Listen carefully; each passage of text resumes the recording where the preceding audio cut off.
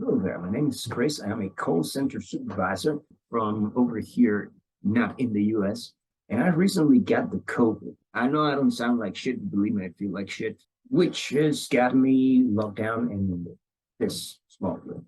Now, like most people in lockdown, I resorted to reading a lot, listening to music, playing with the cat whenever she's actually doing something. At the end of the day, you just run out of shit to do. So you resort to doing the weird shit like YouTube. So I went on a recording spree. If you have 1 minute, I'm pretty sure I can be in some sort of. At the end of the day, that's what people are. We're something to be used. We'll see how this goes. Try to pitch one a day. That is the goal. Like for the next 5 days or so. Basically, I'll be practicing my video editing skills on you guys. And I know it's going to suck. I figured I'll make this video because a lot of people hate their jobs as in call centers and customer service overall for a good reason. But there's reason to actually like it and to get very good at it. Anyway, you'll be seeing the full extent of my current video editing skills.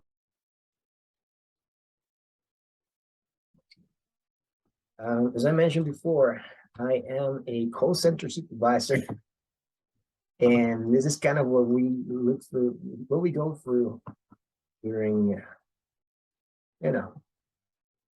coaching sessions. So basically, it would have like, if you ever work at a call center, the customer service is first, right? Let's go to the customer service. Why? Because at the end of the day, it doesn't matter how good your service is. It doesn't matter how good your product is. If your customer service sucks, you ain't got no customers. And that is why this is so very important. Now, the main problem that we face over here in customer service, where we work in customer service, is what people call a bad customer. And what this can do to your psyche, like dealing with customer after customer, you start losing or of that light in your heart that makes you a good person, that makes you want to help. So what happens is basically you start getting a little bitter. And for some reason, it's never your fault. It is always the customer's fault. And that's what I'm trying to work over here. It was never the customer's fault. It is always your fault. And it doesn't matter what field you're in, it is always your fault. Let me just write that up here. Your fault. This is the gist of it. This is the first thing that we need to see before we can get good at something. If you look at this is a very general stuff that will fit just about anybody and just about any sort of business, actually.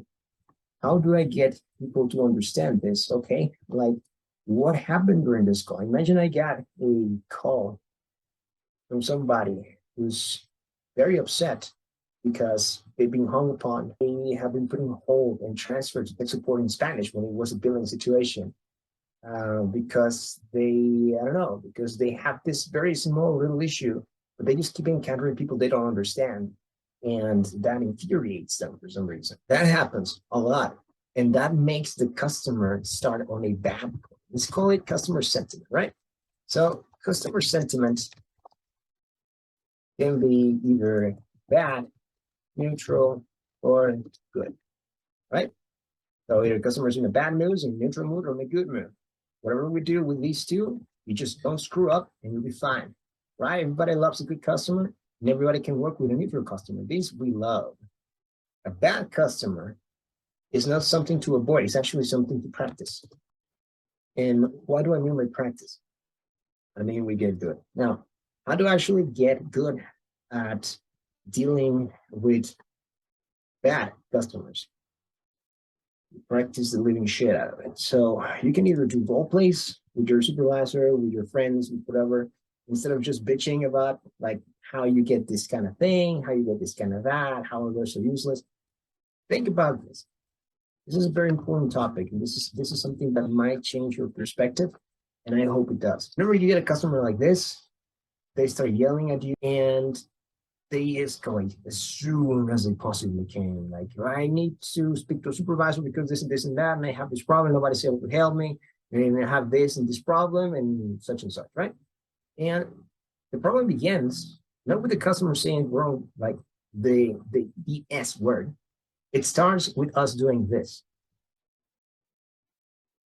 Because as a call center, we can do it. Let's face it, we can do it. And I've seen a lot of people do it. I actually seen people like try to punch the screen because they can't get it out any other way. I've seen people like put the customer in mute and yell at the screen like it matters, like it makes any sort of difference. Now, being in this situation, how would you change your attitude if this was your mother on the phone? Right? So the golden rule in customer service is not treat everybody the way you want to be treated. It is treat everyone the way you want your mother to be treated. Okay? This is where everything really begins. And this, in very, very small words, is empathy. That's it. That is the key word to success in customer services. Now, why the hell are we not empathetic with our customers? Because they're bad customers, because they have issues, because I don't know, like some idiot didn't do their job in the first place. Maybe it's because somebody overseas didn't know what they were doing, and it doesn't matter. That happened. It's out of the way, and you, as a customer service representative, are the one who screwed up before. You represent your company and its interests, and you are there to help its customers with whatever happened before. So, again, it is always your fault, not the customer, not the representative that came before you. It is something that you have to fix. Now, I know that it comes time when people are saying like, just like, I don't want to speak to you, I want to speak to a supervisor. And I understand that happens. I have done that myself every now and then. But what is really the issue here? Customer wants to speak to a supervisor just because, or is there some sort of root cause? Like, of course, they got hung up on, they got whatever, all that kind of stuff. Now, how do you actually get over that? How do you overcome that problem? First, you use empathy. All right? You don't just have it, you use it. It's very, very important. And there's a distinction that just stands out. Okay? When you care, it shows. When you don't care, it shows even more. Like way shows. All right. So the next time a customer comes to you and tells you, hey, I had this problem. I need to lower my bill because I got laid off my job and my partner died and I only have like one source of income and I have Social Security and disability and I have like just lost my leg because of a car accident. If after hearing that, the first thing you say is, oh, okay, can I have your account number, please?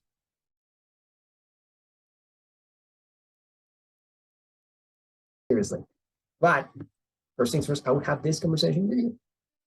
That's what we're here for. Anyway, so how do we do this? How do we approach this person? Whatever the customer says, whatever a bad customer says, we say, yes. Sure, no problem. And whatever else you can think. Basically, we don't say no, ever. Now, how does no, like whenever we don't have an option, like imagine the customer is asking for something just impossible. Like, hey, I lost 2 hours talking to your customer service yesterday, and that was a work day. And believe it or not, I made $200 an hour. So I want you to pay me $400 because I spent 2 hours with you, and a little bit more as a compensation because of the inconvenience. There's no way in God's green earth that's going to happen. Right? Same thing if the customer says like, okay, but like they told me what the problem was, but I didn't like the way they told me. So I demand a compensation for that. So in this moment, we need to say no, right? But how does that actually sound? Let me look into it. The first thing that we need to say is never a no. What we need to do is let them know that we're going to try something. We're going to look around. We're going to see what's what. We're going to talk to somebody. We're going to see what, like, we're going to look under every single rock to see if there is anything that can be done regarding the customer situation, right? So this is another way of, this is a way of saying no, but it's also a way of saying yes, right? So let me look into that. We're saying yes. And this is going to buy us time. This is probably the most important part. Now, for those of us who are actually working on the phone and not in like in person, like retail uh, representatives, which by the way, absolute respect for those badass models. We have to do this. Like it is not optional. Now, yes, sure, no problem. Working on it in just a moment. Of course, let me look.